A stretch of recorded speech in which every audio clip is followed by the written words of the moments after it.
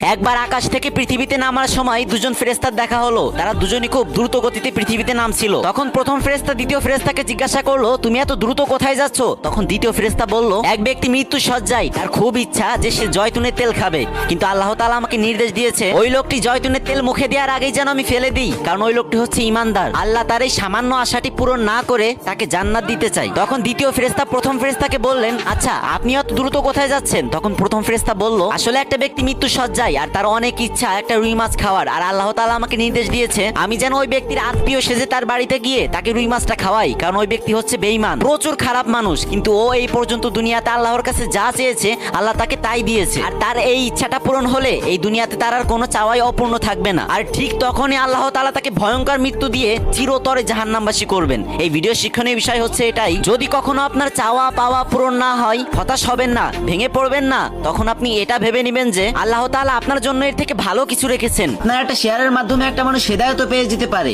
অনেক তো গান বাজনার ভিডিও শেয়ার করলেন ভাই, এবার না হয় একটা ইসলামিক ভিডিও শেয়ার করেন। আল্লাহ আমাদের সবাইকে বোঝার তৌফিক দান করুন, আমিন।